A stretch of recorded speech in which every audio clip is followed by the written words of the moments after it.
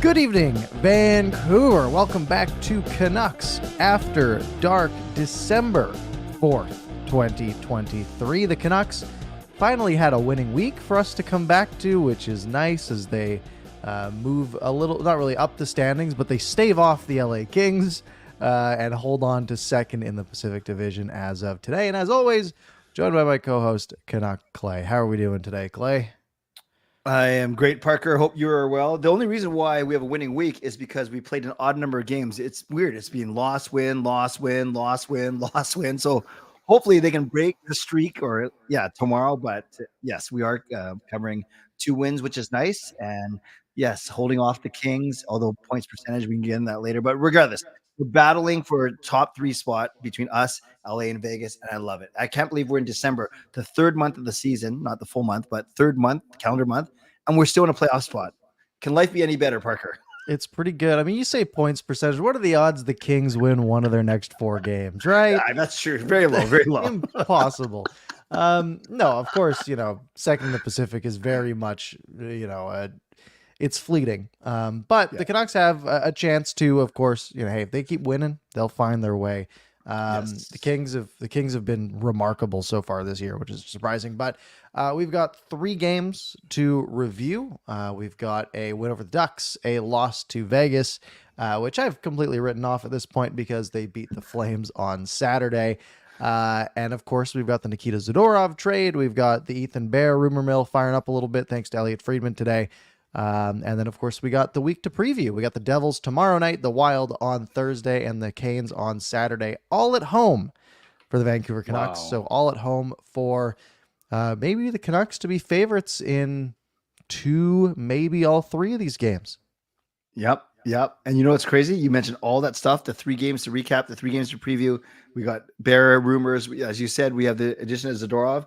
And actually, since the last show, it was the trade that precipitated the trade for Zadorov. We can actually talk about, I know we're going to talk about Bavilli as part of the Zadorov trade. So a lot has happened for this club. And Jim Rutherford and Patrick O'Veen are not afraid to make moves, which is awesome for us and awesome for the team.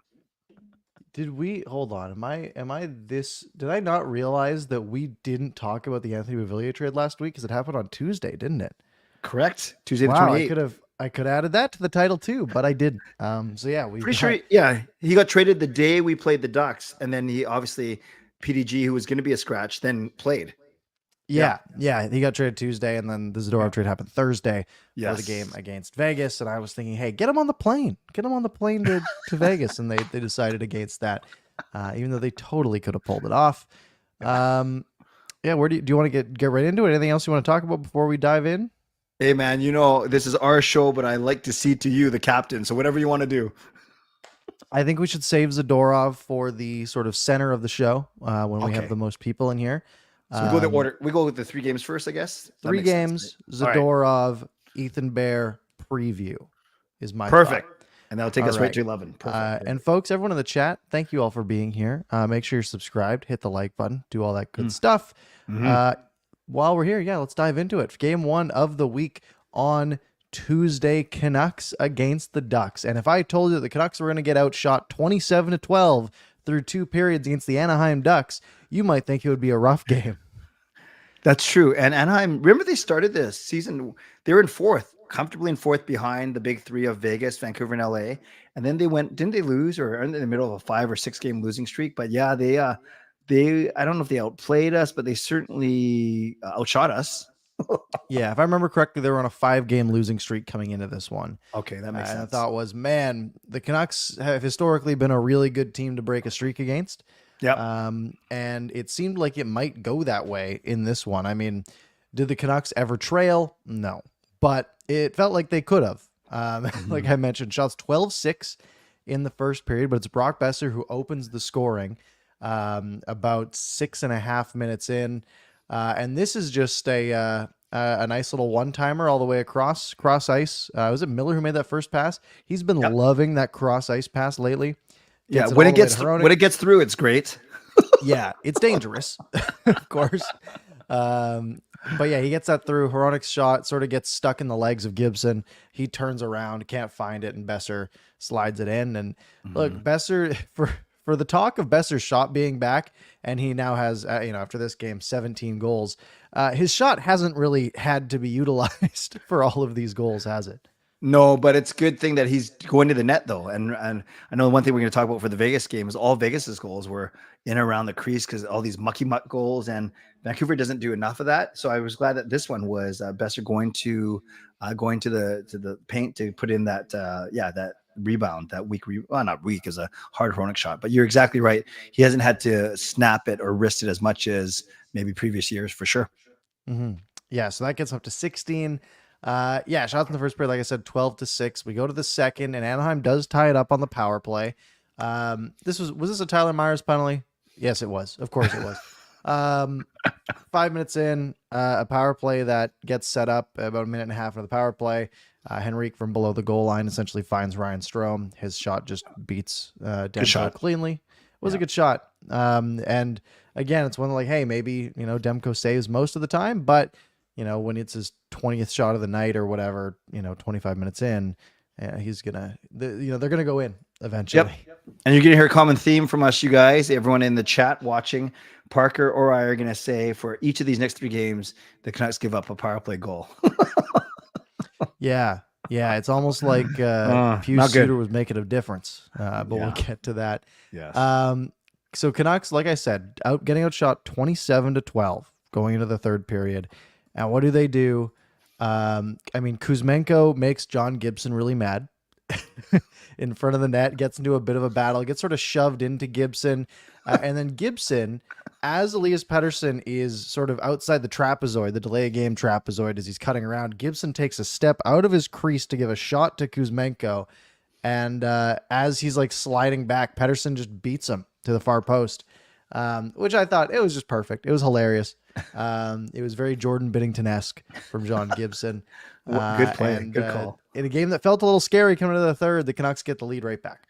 Yeah, and Parker, I admit I missed this goal live. I was at this game, but I was blessed to check out the underground tunnel thing where the Canucks walk. And so we just seen them take the ice for the third period, and we were trying to make our way back to our seats. But of course, I'm not the fastest guy in the first place, but recovering from my injury, blah, blah, blah. I just heard the crowd and I saw the replay and I was laughing so hard because, Gibson, it not only got like one shot, I think he went for like 2 or 3 shots on Kuzmenko. Maybe he could have concentrated more on getting back to his position. Yeah, maybe not the smartest move from him, but we'll take it. Yeah. So Pettersson gets his 9th. And then, honestly, the rest of the period for the Canucks have, like I said, outshot 27-12 through 2. Canucks outshoot the Ducks 15-4 in the final period, only holding the Ducks to 4 shots when they need a goal, which is fantastic. You get a nice little Brock Besser shot from his own zone, right? The empty netter. Yeah, exactly. I think he had PD. He had someone on his right, but he didn't even look at him. He just shot it directly. Yeah, you could actually see PD sort of like puts the backhand of the stick down and is like, "I'm here if you need me," and Besser just fires it, and it is of course dead center. And that wraps it up 3-1 in a game that maybe the Canucks didn't deserve to win, but they sort of going in against an inferior opponent. You would have loved to see them just take it to them and dominate, but they sort of just did the bare minimum and still got a win, which is like, it's like the opposite of a moral victory. I guess it's like a moral loss. They got the 2 points, but like they didn't deserve it, and it's not a good trend that you want to see going forward. But they got it done. Yeah, a win's a win. And it's interesting, Parker. We can joke around about Besser getting 3 or 4 empty net goals this season, or Tanner Pearson. That was his job a few seasons ago. But that means that Rick Tocchet is trusting Besser to be out there for protecting a lead in the final minute of the game. So that's a compliment to his all-around game, not just his offense, but his defensive awareness as well, which is good, which is really good.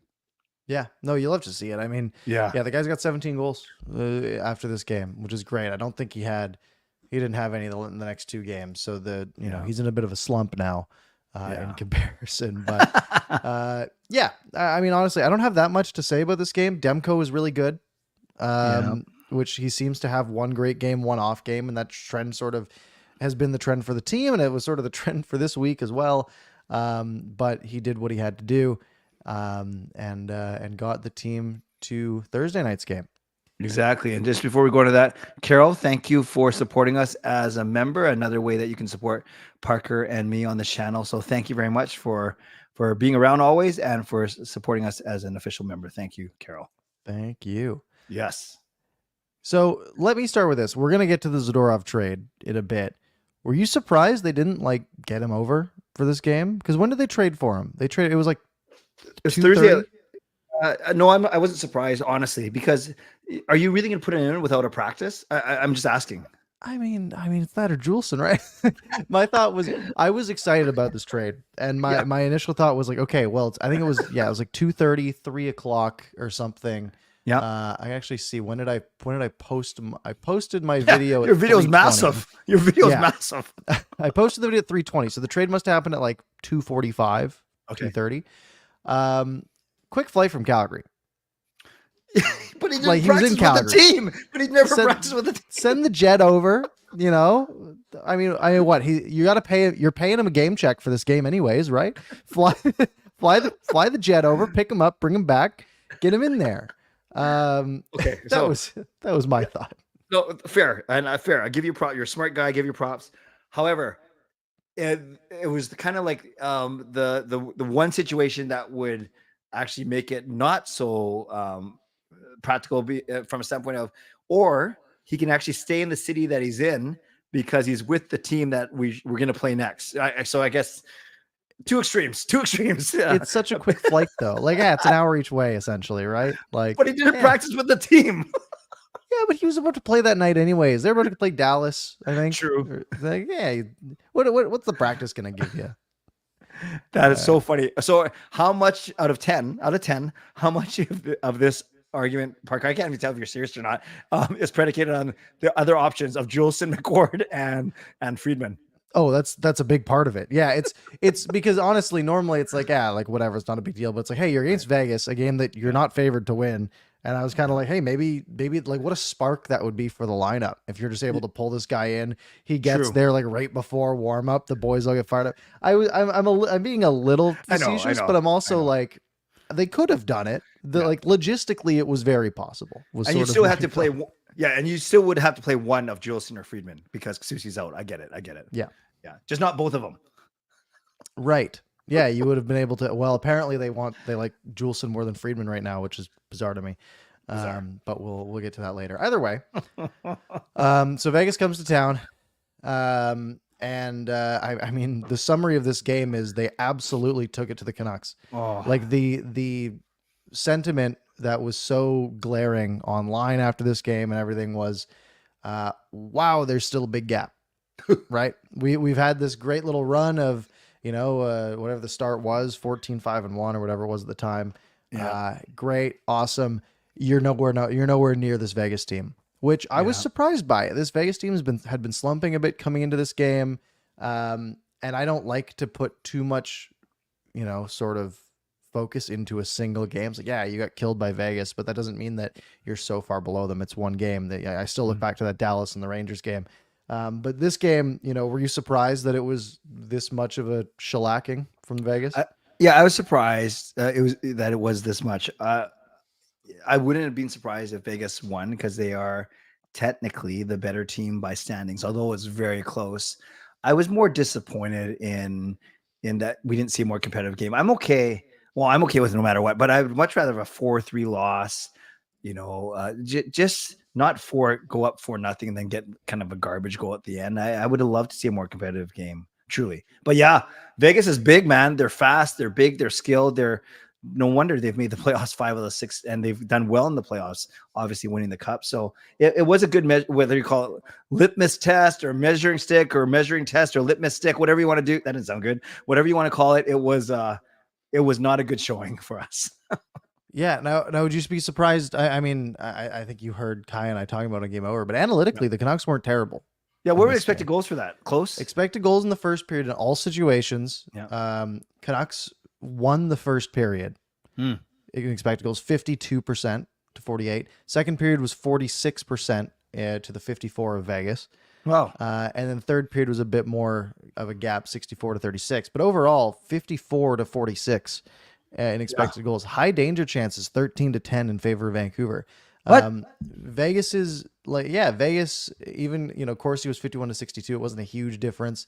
The shots were the biggest difference in this one. You look at the heat map. Vegas has a ton of shots coming from the left point, like top of the face-off circle on the left-hand side. The Canucks had a ton from in tight, and that's so sure. It doesn't tell the whole story analytically. I genuinely think if Brett Howden doesn't score that goal 16 seconds into the third period, the Canucks might be able to make it a little bit more interesting. I think that really took the wind out of their sails, but I mean, they did get outplayed. They absolutely got outplayed, and the shots will tell you that, the score will tell you that. But I do think there's a little bit of light in that tunnel from that game. Okay, that's fair. That's fair. I don't know. That night could have been a night where the crowd was into it more, everyone was into it more, but Vegas scored early and then they just kind of shut it down from there. Yeah. Yeah, they played their style and they played it very well. Yeah. And the Canucks they couldn't really break through, right? When they did break through, it was a high danger chance, but they just didn't break through enough times. I don't know how in depth we really want to get into this one. I mean, you got the 2 goals in the first. Weird. They're weird. Those are weird goals. Very weird goals, right? You have that Barbashev one where it's just got no pass stick to the front of the net, and there's like everybody's there, and no one can find the guy with the puck, which is, I mean, it's just bad defending, right? Yeah. And then the Eichel goal where Haig did skating. Yeah, Haig did a 360 and it bounced off both of his skates or something. It was so Barbashev weird. just skates right up, or someone skates right up the middle. It bounces like over to the corner and then across. Like again, like the puck shouldn't be getting to these places, and it was. You have the William Karlsson goal, which is like actually a real goal. Like you just beat Demko with a shot. Demko cheated too far to his glove side. Power play goal. Beat him on the far side. And then that fourth goal, again, just really wacky, right? You have the shot that literally hits Demko in the blocker and then hits Howden in the shoulder and goes in. So 3 of the 4 Vegas goals were very weird to get to those points. And not that I'm like making excuses. Obviously the Canucks had outplayed, but just some fluky ones. That's what happens when you put 44 pucks on net, though. Actually, and you make a really good point. You take away that Howden goal, and let's say I don't know how you say this, but let's say Kuzmenko does score his goal, then you're right. It's 3-1, and there's still 16 minutes left in the game. So I forgot that Kuzmenko's goal was so early in the third. So yeah, it was tough. It was tough. We'll get him. It just wasn't a fun one. It just wasn't a fun game at all. Anything that you really want to talk about in this one? I didn't like that we were 0 for 3 in the power play and they were 1 for 3. That's not great. But power play wasn't great that night. Yeah. Oh, and this is the game. And I think Petey, and we'll talk about this, kind of redeemed himself with the 2-point outing in Calgary, although very easy 2 points for him.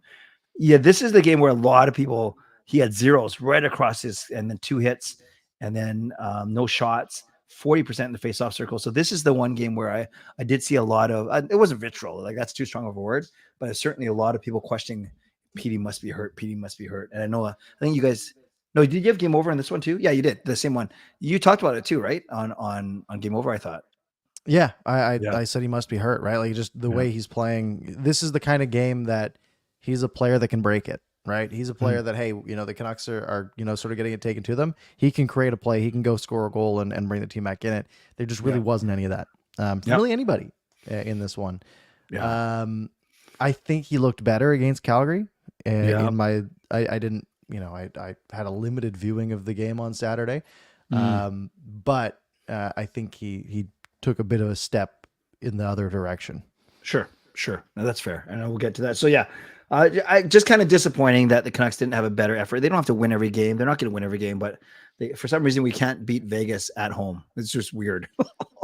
Yeah. I mean, they're a good team. They're a good team. It's tough. That does take us, however, to Saturday night. Hockey Night in Canada. Canucks go a little very quick flight, even very quick. To Calgary, where Zadorov was waiting. And the Canucks looked better in this one, genuinely. I was at a Christmas party, just like a friend's Christmas party. Had it on.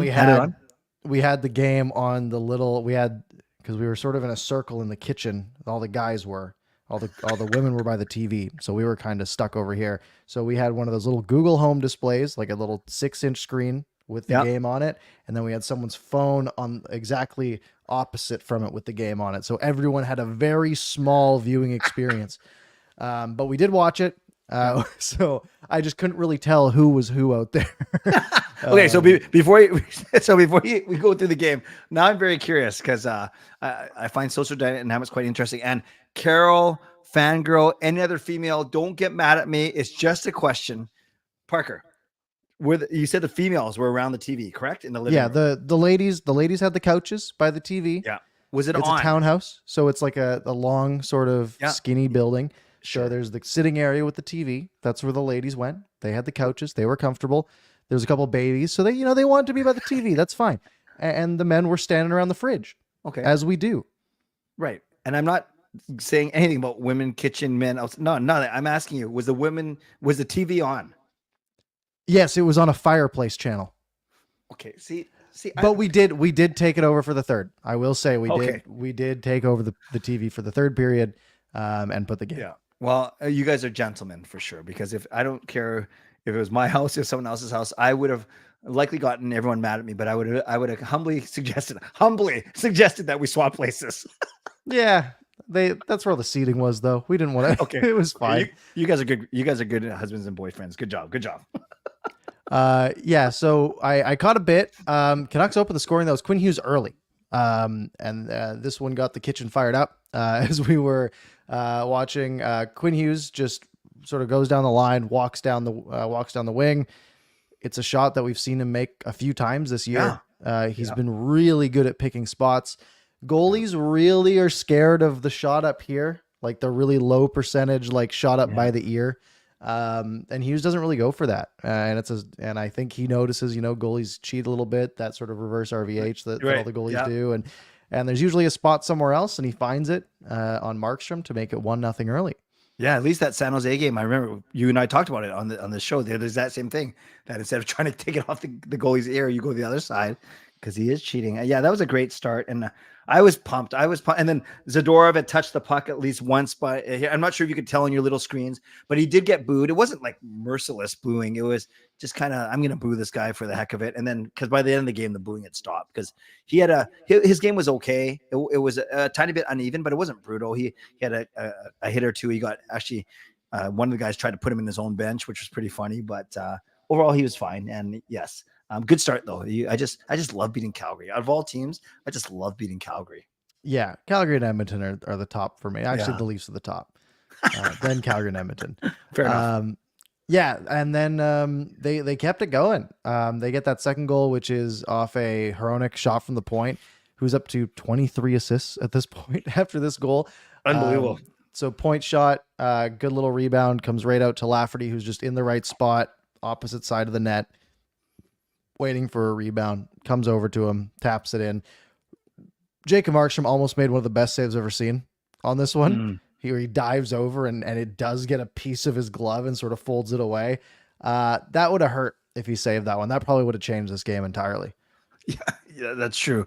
But Lafferty does, it's pretty easy to go to it's easy and it's difficult to go to the front of the net when Hronek's going to shoot it, because you're either going to get pegged off and probably get injured, or you're going to have a rebound. Just like Bester scored on Hronek's point shot against Anaheim. This one was Lafferty cleaning up the garbage in the blue paint, which is awesome. We need more of that. Flames did get one back on the power play, of course, because the Canucks penalty kill still isn't very good. Just couldn't get the puck out of the zone. I think Lafferty was sort of the guy who, had a chance, and a guy just sort of shielded him off. Yeah. They play it down the wing. Backlund sort of sneaks in on the backdoor side. Pass gets fired across. He tips it in. No one picked him up. And Flames get one back in the first. Yeah, Backlund. I know I mentioned he could have landed on Demko. I'm sure he's not a jerk. He's not like a pretty clean player. So I think Myers tried to check him too late. Then Backlund made sure they didn't fall on Demko, and that would be insult to injury anyways. And yeah, I would have loved to be going in the first intermission up 2-0, but can't stop everything, I guess. Yeah. So first period ends up, shots are 8-7 in favor of the, who was in favor of the Flames? 8-7 in favor of Calgary. Analytically, the Canucks were the better team. One expected goal to 0.81, so 55-45. So just slightly. Shot attempts were basically equal. High danger chances were 4-4. Scoring chances were 7-5. So an equal first period, but the Canucks have the edge going to the second. Mm-hmm. Mm-hmm. In that second period, did anything happen for 19 minutes? No, I'm gonna admit, Parker, because I would never lie to you. I actually fell asleep for 2 minutes, and I usually don't fall asleep during Canucks games. So I must be really tired or something. But no, I was there watching with my son Sean. He said I didn't miss anything in those 2 minutes, and then in the 17 minutes I was awake, I didn't miss anything either. So Yeah. But the Canucks do get one to end the period, one that I thought was Pettersson's, but I apparently just got a small piece of it for an assist. This one right at the end of a Canucks power play, so they still kind of have a man advantage because the last guy's just coming in out of the box. Puck goes on net. It sort of bounces around a little bit. Mikheyev bats at it. Pettersson bats at it. And it goes in. It goes to Mikheyev. One of those backbreaker goals, right? It's 2-1. A pretty even, slow period for the Flames, and they allow that goal with 28 seconds left, which just absolutely kills the vibes in the dressing room. yeah, so Hronek doesn't get an assist because I guess both Petey and Mikheyev touched it on the way in when they both swiped at it, but it was another Hronek point shot. His stick explodes, and then I guess it bounces off Lafferty, and Mikheyev and Pettersson swipe at the same time. So somehow Mikheyev hit it after Pettersson hit it. So I guess that's why they all got points. Yeah. Second period also pretty even. But we go to the third. Did anything happen in the third period? Because again, shots, neither team had double-digit shots in any period in this game, which is sad. Because the shots ended up 23-22. Did anything happen for the first 15 minutes in the third? No, I think I can't remember. This is the one where the Canucks switched up their lines a little bit, and they tried. Is this the one? No, they had Lafferty and Hoglander with Pettersson the whole time. No, I think it was just more of a Calgary trying to push, Vancouver thwarting them all the way until the very end. And the last 5 minutes was bananas. Yeah. So Calgary gets one back to make it 3-2. And this one's just tough. Flames are sort of, firing it around. It comes down to, I believe, Sharon Govich, and he just waits, and then Demko starts swimming. I think Hughes just needs to go attack Sharon Govich here because Demko just gets lost, and he eventually just slides it through to Lindholm, who just gets a stick on it and taps it in to get the Flames within one. Is it no big deal that Demko overcommitted there? Whatever. Or I don't like it. I think he should have just stayed still, really.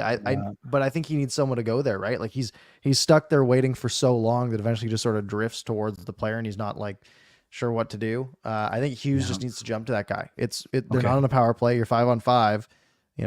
Attack a guy if he's going to sit there with the puck for that long. That's fair. So now it's 3-2. We got a game. Calgary didn't have to pull their goalie yet. Because there's only 3-2, and then they did pull their goalie with 2 minutes left, and then that's when the new guy struck.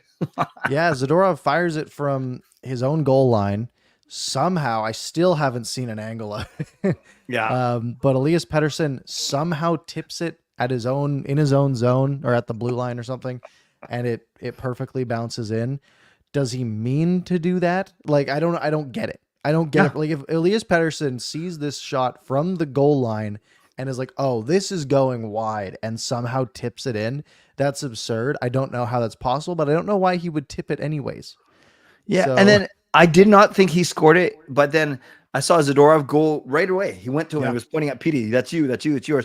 Petey was the first one to the bench for the fist bumps. That's an indication. And then I see Zadorov get credited with the goal, and then they change it to PD afterwards. So who knows? Yeah, definitely was Pettersson just by Zadorov's reaction. I think that's enough to convince me. But he gets his 10th of the year. Zadorov gets his first point as a Canuck. And thank goodness this one went in, because 26 seconds later, Lindholm scores again. And this is because they get a power play. And then right off the face-off, they just go one-timer, rebound. I think the shot goes wide.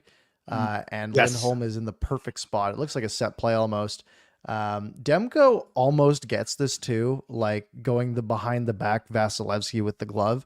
Yeah. But he doesn't. You So know, it's you know 4-3. why the Canucks were on the penalty kill, right? Was it Tyler Myers? No, who's the other guy? Oh, oh, Noah Juleson, puck over the glass. Oh, it's one of those two. Like, why are you So, putting the puck over the glass but you with know a what it was, minute to Parker? It go? wasn't. It wasn't. I'm trying to clear it off the thing. He actually was falling, and he batted it up, and then it went. That's so much worse. I missed that. I remember then after they scored that goal though, everyone like sweating by the TV. Um, but the Canucks hung on, Yeah. thankfully. Calgary had all the pressure for the last minute too. Yeah. But the Canucks did hang on and win this one 4-3 in a pretty Mhm. low event game that somehow had 7 goals. Yeah, exactly. But it's good. It's good. We needed that win. Another Pacific Division opponent that we actually haven't been really running, unless it's San Jose, and we lost against them. We haven't been running the table with Pacific Division opponents yet. So this is a very important win for sure. Yeah, absolutely. I mean, the Flames, like they're not close, but that game is a big difference maker, right? Yep. They're 6 points apart if the Flames win If they instead win. of 10 With the points apart that they And are with the game now. in hand too. Exactly. Yeah. Yeah. Yep. So that's a really nice win for the Canucks because the Flames were on a bit of an upslope too. They had won, I think, 6 of their last 8 games or something along those lines at that point. So, Yeah. yeah, a really big win for the Canucks, especially on like Saturday night. Like I know that had some, and it was Zadorov's being his first game and all that stuff. Yeah. It helps. It matters a lot. Yep. And the biggest story here is they switched the lines up. So they had Lafferty and Hoglander with Petey, and they all got 2 points. So 6 points for that top line. And that left Miller with Besser and Kuzmenko. So interesting. I don't know if I like that line, Parker, because I just don't like their, at least with PDG, you had a bit more of a defensive presence, and Kuzmenko simply doesn't have a defensive Right. presence. So I'm not sold on that combo yet. Yeah, I think that's fair. He Yeah. really doesn't have much of that defensive presence that you'd like to see in those situations. Yeah, yeah, absolutely. Yeah, yes. By the way, before we get to the big news of the week, Carol becomes a member and then acknowledges that I guess she's been a member for 16 months, not just today. So thank you, Carol. And then we have 2 donations, Spartan with $5 and Just Incredible with $5. Spartan saying Zadorov and Myers may be the two towers, but Hughes is the true Lord of the Rings. And Justin says Arizona Coyotes for the cup. They've won 5 straight against the last 5 cup champions. I know they throttled Washington tonight. That's pretty cool. So thank you, Spartan. Thank you, Justin. Appreciate it. And thank you, Carol. Thank you very much. Yeah. I'd hold off on the Lord of the Rings comments until the Canucks win something, but Yes. so maybe one day. Oh, did I say McKayev and not Hoglander? Yeah, Hoglander. No, it was Hughes. You're right. It was McKayev. My bad. It was McKayev, Petey, and Lafferty. Not Oh, I see. That was my bad. Thank Different you, Peter. comment. Thank Gotcha. you. Yeah. All right. So that's the games. Canucks go 2-1 on the week. They hold off the Kings. Pardon me? As we both predicted 2-1. Yeah, and they were the 2 games that we predicted. It was exactly how we drew it up. And looking at the standings right now, I mean, Canucks are 16-8-1, sitting pretty, 33 points in 25 games. I haven't done the math on what that is. 33 over 25 times 82. 108-point pace. That's not bad. Yep. So they'll just need to coast for a bit. Like they're doing pretty well. Obviously, we want them to keep winning where they can and grow that. But a nice gap. Like I said, 10 points on the Flames, who have a game in hand, 11 points on the Kraken, who are now 8-12-6 with only 5 regulation wins in 26 games. The Kraken they're pretty much dead, I think. Yeah, that's not good. Yeah, they have to go on a crazy pace to make it. Yeah. 5-3. Yeah. And in the Central, it's getting a little bit tighter. There's sort of 5 teams within 5 points of each other in the Central. You've got the Blues creeping up a little bit. The Coyotes, like was mentioned, have won 5 straight. They went from being 8-9-2 to 13-9-2. So they've completely turned their season around, essentially in 5 games. And yeah, all against 6-0 against the Caps, 4-1 against the Blues, 4-3 against the Avs, 3-1 against the Lightning, 2-0 against Vegas. So they've been rolling. So they Crazy. are, and I'm fine with it. I mean, look, coming into this year, we would have been saying, okay, we want as few Central teams to be decent as possible. But now the Canucks are doing so well that, like, I mean, they got a 10-point gap on 4th in the Pacific, right? Like they're comfortably in a playoff spot as long as the Flames continue to flounder, and especially if Edmonton continues to struggle down there. I mean, they've won 4 in a row, right? They were 5-12, 5-12-1. Now they're 9-12-1. They're on a bit of a comeback. But who knows how long their goaltending lasts, right? That could fall apart at any moment. So Canucks need to keep winning. They control their own destiny. They just keep on cruising and pick up 100 points on the year. They will be totally fine. And Parker, I'm just happy. I'm in a keeper league. I've told you about my Yahoo league that's 15 years running now. It's a salary cap league. I picked up Connor Ingram, and his salary cap hit is $730,000.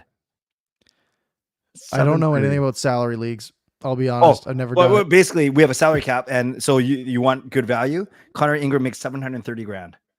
Yeah, that's big. But until they apparently they want to give Jack Campbell another chance. Wow. So we'll see how that goes for them. Okay. Okay. Yeah, let's go. So yeah, good week. We'll preview the next 3 games in a few minutes, but let's talk about. I guess I thought it was one trade, but we're talking about two trades today that sort of turned into one another. First one, Tuesday last week, Anthony Beauvillier to Chicago for the better of their their 5th round picks, not first round picks, the better of their 5th round picks. Rick Dhaliwal tweeted when this dropped, and he accidentally said the Canucks give a 5th or something like that. I'm like, oh, they had to pay a 5th to get rid of Beauvillier. But no, they actually get a 5th to clear out that salary. That's I know everyone uses tidy piece of business, but that's amazing. You don't retain, nor do you have to sweeten. That's good. And this is, remember, Parker, ever since the summer, we were talking about it's either got to be Garland, Beauvillier, or Myers, one of the $4 million guys, or Besser. 4 million plus. Yeah, or Besser. That's true. We talked about the 4 guys. We knew that Besser wasn't going anywhere. We know that Tocchet loves Myers. So then it was either like Garland or Beauvillier, and Garland's just been okay. But Beauvillier, that it's so the fact, I have nothing against him as a player, as a person, blah blah blah. But the circumstance, the fact that you didn't have to give up anything, is awesome. And this was even without knowing that what they're going to do just 48 hours later. Yeah. If you'd asked anyone over the past couple of weeks, like, does Beauvillier have positive value? The answer was no. Right? 2 goals all year, both against San Jose, 9th and 10th in a 10-1 game. Like he's been invisible and doesn't have the production to back it up. Yeah. So for the Canucks to go out and just be able to clear that space for a 5th, sort of taking advantage of Chicago losing Corey Perry and jumping right on that, it was shrewd. It was something that we haven't seen from, the previous management group, the ability to just like, hey, take advantage of a bad situation that another team's having. And sure, a 5th round pick isn't anything special, right? But if it was Anthony Beauvillier for future considerations, I would have been like, oh, sweet, slam dunk, right? The fact that they get a 5th that they then go and flip is nice little bit of sweetener. So truth be told, Tuesday night, you're sitting there, Parker. The Canucks have traded Beauvillier. Did you have a feeling, and you can admit if you did, a small inkling that this was the trade they're going to make? Do you think they're going to hold? I kept talking about Ethan Bear, and you use like half of that $4 million, not all of it. So what were you thinking on Tuesday night, truly? Yeah, I thought there was more to come. I just didn't think it was going to be Zadorov. I see that, they trade Anthony Beauvillier. I'm like, okay, that clears up a lot of cap space. Perfect to bring in a defenseman. Yeah. I was of the mind that, hey, go get the free one that everyone says you're going to get, right? That just makes sense. Have the room to do it. It's a slam dunk. It's a free player, whatever. Yeah. Then they decide, no, we're not going to do that. We are going to spend to acquire a player. Now, again, if you would ask me going into this week, should the Canucks acquire Nikita Zadorov? I would have said no because I thought the cost would be high. Yeah. But the trade comes in, and I just see the Canucks have traded for Nikita Zadorov. I'm like, oh boy, here we go. And I look, and it is the 5th that they acquired for Anthony Beauvillier. So again, I would have been fine with future considerations for Beauvillier. So I call that nothing. And then a 3rd in 2026. And as the Calgary Flames comment section on Twitter so eloquently put it, a 15-year-old. I mean, what even if Zadorov has a minuscule impact on the team, they paid absolutely nothing to get him. That's a great point. And so I'll say one thing from Calgary's perspective, Parker. Just of course, a lot of Calgary Flames fans which I love, were upset. I can't believe this is all you got for him. Why did we wait to the trade? Why didn't we wait to the deadline and build up his value? Why did we trade to a divisional opponent? All these things. But the one good thing for Calgary is, and I got to say, if I'm saying this about Beauvillier, I have to say this for Calgary and Zadorov as well. They should be happy that they didn't have to retain.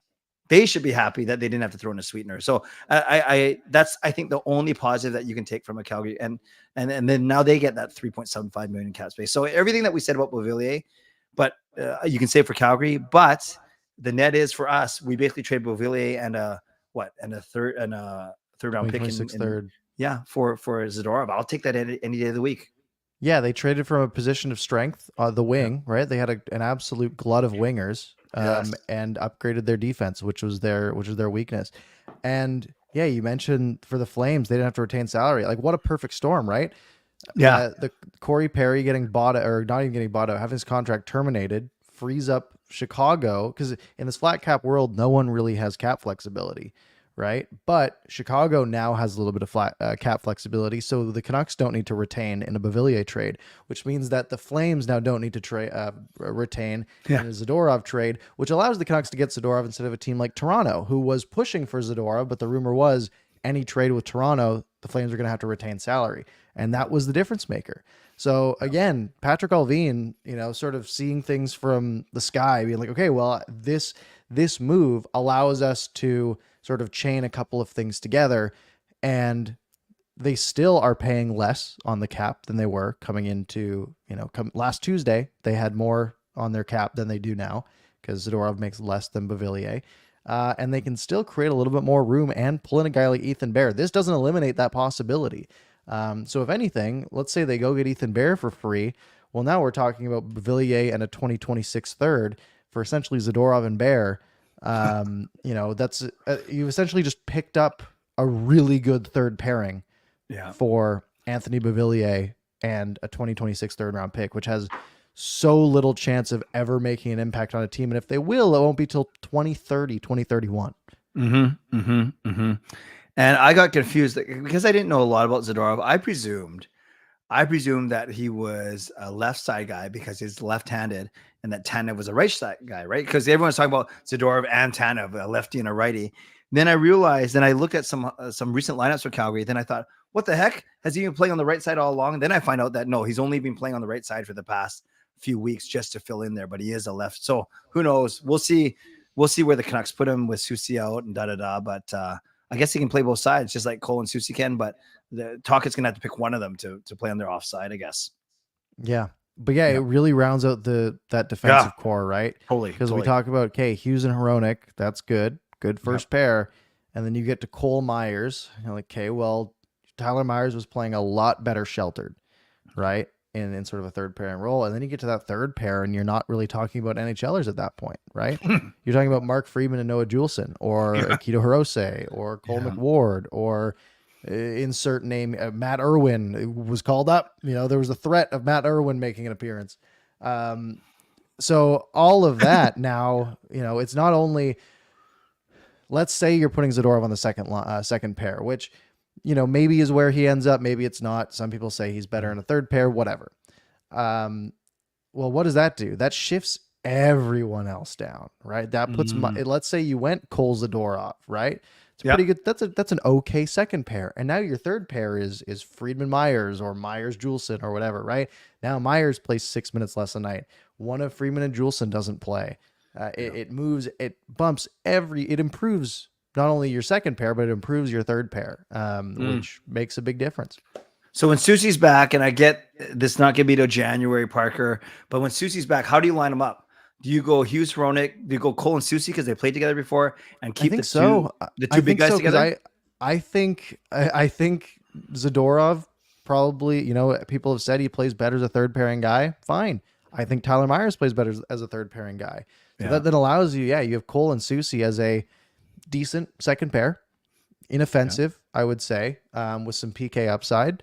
Yeah. And then, you have Zadorov and Myers playing, 14 minutes a night or 16 minutes a night or whatever that ends up being on the third pair. And they can sort of be sheltered and they can play a very, a physical game that doesn't, can play kind of risk free and more structured, like Tyler Myers did for that couple of weeks there. I think that's a pretty good lineup. And then you can move things around if you need to, right? If you need to bump Cole down, move Susie up, or move Zadorov up for a little bit, you have that flexibility. Are they going to be healthy 100%? No, right? Like, right. Good point. The Good odds point. of all 6 of them being healthy at once aren't super high for any long stretch, but that gives you, it definitely gives you a lot of flexibility. Yeah, and dare I say, the only way the Canucks' inconsistency has not coincidentally been when Susie and Suter went down, and because of that, then they've had to split Hughes and Hronek up quite a bit. And I think the only way you split them up again is if we get Ethan Bear, because Bear did have Hughes and Bear had good numbers playing together. So I would be open if we sign Ethan Bear to a Hughes Bear, then Hronek with one of, I guess, Susie would probably be the best. And now you're going some option of Zadorov, Cole, and Myers on your bottom six. And then look how much stronger we are there. That's great. Right. And then Spartan sort of alluding to this. Thank you for the $2 Spartan saying you can then ship Myers away. That scares. Look, $6 million is big, right? And you're saying we sign Edler and Bear. I'm staying away from Alex Edler. I think he's done. However, in theory, you ship Myers away, you have Bear, you now have 6 NHL defensemen. However, you only have 6, right? But then, Mark Friedman's not a huge drop. He's been good. And Noah Juleson can play a little bit too. But what a luxury that would be, right? And especially, what are you then doing with that cap space that you've picked up, right? Are you using that to pick up, an even better defenseman potentially? It definitely opens up some options that this team didn't have, because a week ago they only had really 4 NHL defensemen healthy. Yeah, that's a great point though about the health, Parker, because whether you're talking about 6 or 7, the Canucks used 14 defensemen last year. So you can see why you want at least 7 or 8 bona fide NHLers, not 5 or 6, because 1 or 2 serious injuries and it thins out very quickly. Yeah, and that's the thing, right? If it's one guy that you're missing, the Canucks got a lot of guys that can fill in there. It's when 2 defensemen get injured at once, right? And then now you're having to play Hirose and Juleson or Wolanin or Irwin, right? They got so many guys that could step up, but none of them that you really want to. So the more NHL defensemen that you have, the better if you can afford it. Because honestly, on the front end, I don't think they got to do much unless they go after Phil Kessel. Then I'm on board. Yeah, that's it. That is interesting because I think the next debate is going to be if the Canucks make any more moves, is their priority to get a bit more scoring, just because they've gone a little bit dry, or to still beef up their D, i.e. Ethan Bear or someone else. So a good question to ask for sure. Yeah, I think the D should be the focus. It absolutely should be. This team can score, right? I mean, they've scored what, 96 goals? They've scored the most goals in the Western Conference this year. Have they scored the most in the league? Yeah, they scored the most goals in the league by a decent margin. No other team has 90. And the Canucks have 96. Now that you mentioned Phil Kessel, Dean's funny because I love Japadog. Says Phil is gonna love Japadog. That's awesome. I think he's sticking that Costco being right across the street from the arena. No, I mean, that's the thing, right? Then you can start to have, like, let's say they do move on from Tyler Myers, if they can make that happen. Yeah. Like, wow, that's a lot of money that you just have to throw around here. Going into to essentially buy with, right? To upgrade with. If you get rid of that Myers contract, pull in Ethan Bear. I mean, how much is Ethan Bear going to get paid? Do we have? I'm guessing 1.5, 1.6. Honestly, 1.5 that's what cap hit or 1.5 cash. Cap hit. Okay, so only $1.1 million of cash of real money, right? That's what I think. So obviously that cap it gets better and better every day. If they got rid of Myers, then they'd have like $5 million to play with. Yep. Right. Yep. You can go buy a player. You can go get Phil Kessel if you want to too. Throw him in there. Why not? There's your Beauvillier replacement, and he's probably better and probably around the same price. So it's there's definitely ways that, and we have seen this is a very active management group, right? I think there's been something like 8 or 9 trades this season, and like 5 of them have been the Canucks.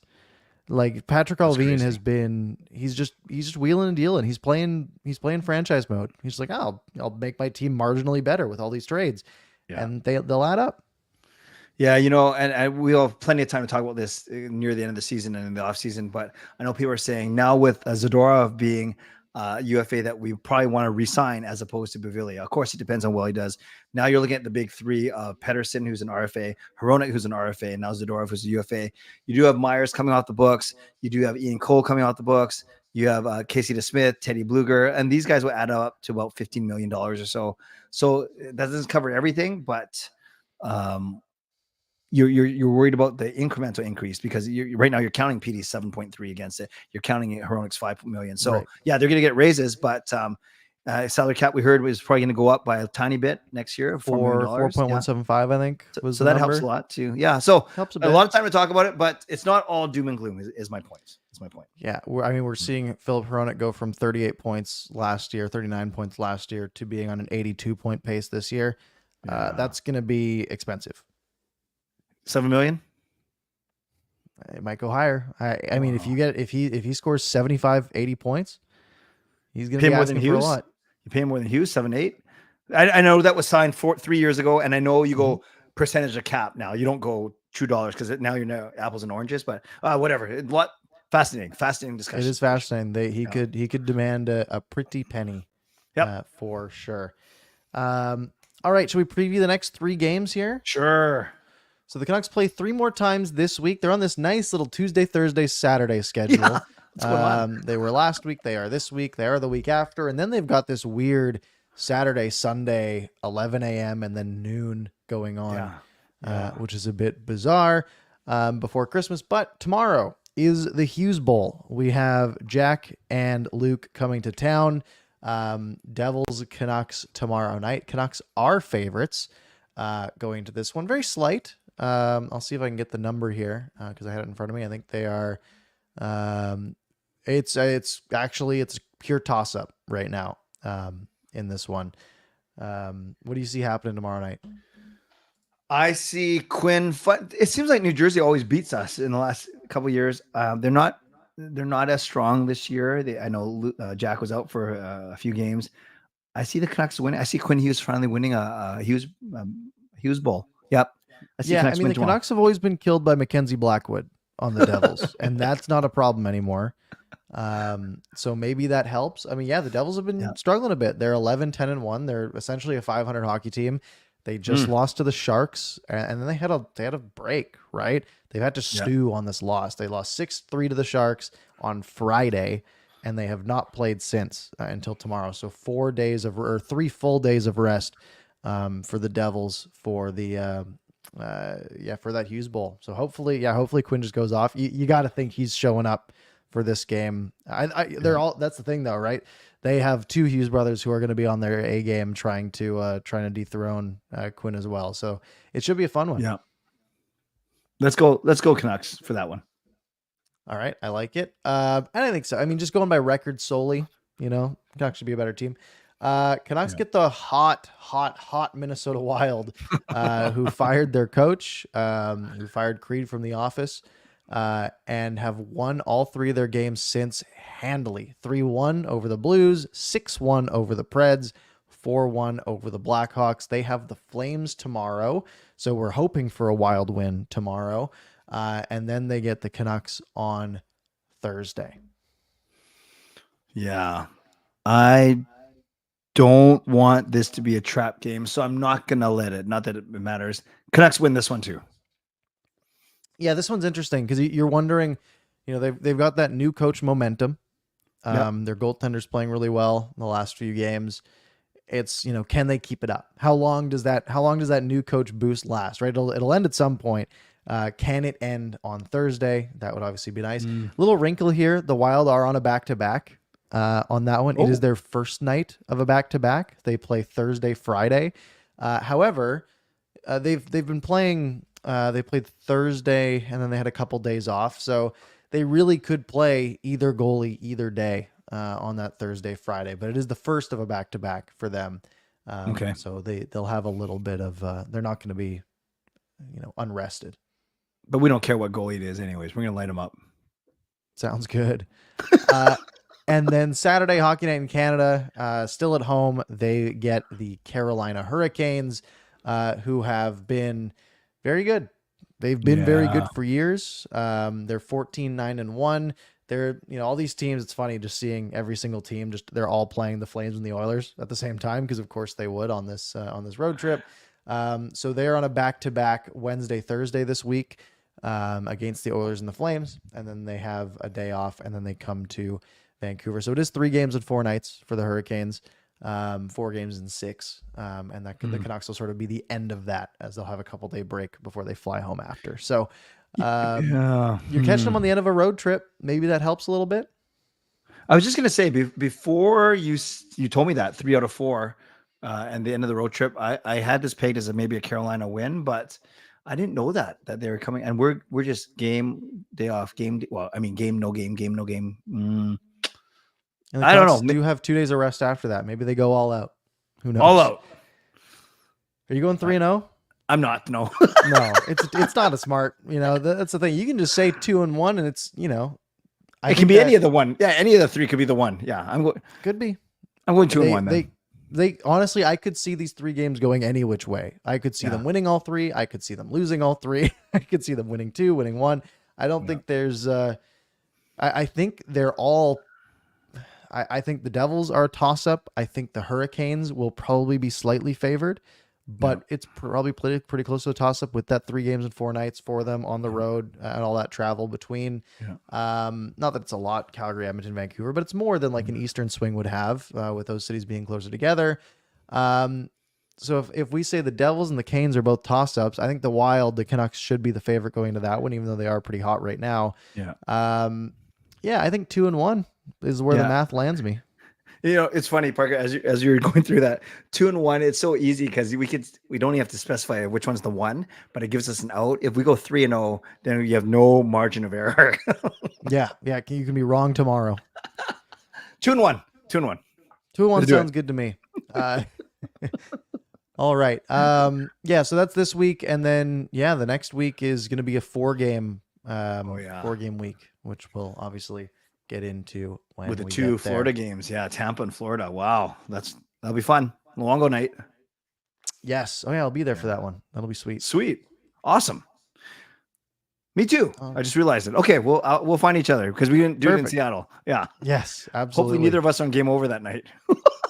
I put my name in the no column. Me too. You did the same. Me too. Okay, we should be good. I'm doing the Tuesday game against the Lightning, so that should be fine. Oh, nice. Anything else you want to cover while we're here, or do you want to take a couple questions? Where are you thinking here? I'm fine. Whatever you want to do, Captain. You're Hughes. I'm PD. You're just making me do all the work. Usual.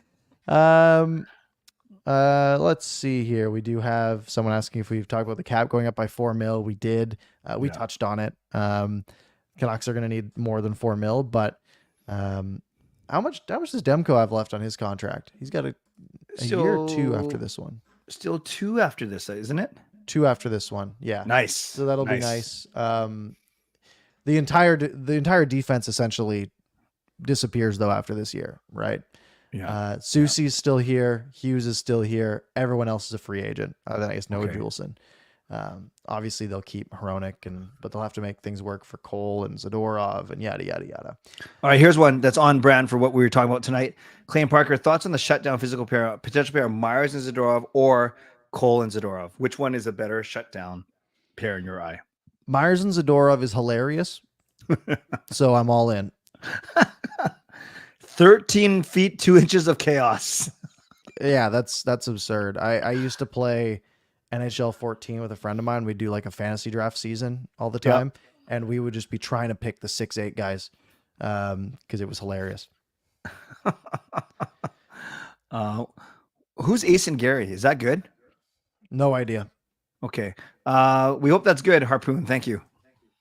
We'll just imagine it is. So even if you were trying to hurt our feelings, we're happy. They must be awesome. Justin says Canucks need another top 6 forward. He doesn't like PDG as a playoff option in the top 6. I don't think you need PDG to be a playoff option though, right? I mean, you go Kuzmenko, Pettersson, Mikheyev, and then you go Besser, Miller, and Höglander. Yep. In my opinion, Do we like Höglander as a playoff option, a top six? Maybe not as much. Yeah. Bit of a wild card though. You never know. He could kind of give a boost for 5 or 6 games or one series. Yeah. Yeah, I think for me, it's more of you could go and fill that hole with a Phil Kessel, for example. But then you're also preventing yourself from adding a defenseman. And I think that's so much more critical for this team right now. Right. That's fair. That's a really good point. Yeah, and I do say, if I was a betting man, I'd say the next move we see is for a defenseman as opposed to a forward. I would agree with you. I'd agree with you. Yeah. And we're seeing even, BC Born says he just put Lafferty up there. Yeah. Yeah. Garland. Yeah. Garland's still an option too. Just I think in the skate playoffs, around Garland would maybe hit another gear, hopefully. Well, hopefully. yeah. And just look even more busy without doing anything. Yeah. One last question here. Schmitty asks, what would a Myers trade look like? Okay, so this is the thing. I'll answer the question, Schmitty. I don't think the Canucks are going to trade him because I think they're actually going to lose him for nothing because if they're stacking up for a playoff run, he's kind of the guy you want in the playoffs. I know you don't want his turnovers, but you need big physical guy he's not afraid to mix it up, even though he's kind of bad at it. So I don't see them trading him, quite frankly, unless we're completely out of it or unless they get a deal that they can't refuse. But I think unlike Beauvillier, you're retaining or you're throwing a sweetener. I don't know what value he has out there, truly. Yeah, I wonder if at the trade deadline, if he has a little bit of value, right? Costs no real money, essentially. True, because UFA, good point. And at that point, that cap hit is, it's pretty low, right? Good point. A team to accumulate $6 million in cap space by the deadline, they only need like $2 million of cap space from opening night, which not many teams have, but it's something that you can make work with little retention. And I don't think the Canucks would be too scared of retaining. Although I think if you're trading Myers, it's because you have something else lined up, right? Yeah. Like you said, this is a team that, it seems right now that they'll be pushing for the playoffs come trade deadline day. I don't see them selling unless it is to clear up cap space for a different move. That being said, does Tyler Myers have any value? I mean, maybe on trade deadline day, if he's playing okay, maybe he pulls a second or something along those lines. I don't think you're doing much better than that. And yeah, it would be clearing up space to do something else, which might be interesting, but I don't think you're getting a lot of value for Tyler Myers. And I don't think, like you said, I don't think they're afraid to lose him for nothing because he doesn't have much value to begin with. I agree with you on that for sure. All right. That's pretty much where we're going to wrap up, folks. Make sure you're subscribed, by the way, hit like, do all that good stuff. Clay, anything you want to say before we wrap up? No, I would just want as I opened with, I just want the Canucks to win consecutive games. It's been 8 games straight of loss, win. So maybe now's the time. Now's that we're playing against a lot of non-division opponents. So yeah, you always want to win against your own division, but here's a chance where I guess if you lose, it's technically not as bad, but I'm not thinking about that. I just simply want to take advantage of these 5 home games for sure. Yeah. Being on the homestand is big. That's something that you got to take advantage of. You only get 41 at home a year. This team's sort of done a pretty good job on the road. And at home, they have a chance to pile up a few more points against, a team that's struggling here in the Devils. That would be a nice way to get your back-to-back wins. And then you beat the Wild, and then maybe you lose to Carolina. And I think that's a pretty good week. Although winning all 3 would be even better. Yeah. Absolutely. Yes, I agree. All right, folks, that's where we're going to wrap up. Thank you very much. You can find me at ParkersPucks on Twitter and YouTube, Clay at Canuck Clay on Twitter and YouTube. Make sure you're subscribed here. If you missed any part of the show, you can rewind back to the beginning. You can find it on your favorite podcast platform, all that good stuff. Have a good night, and we will see you next week.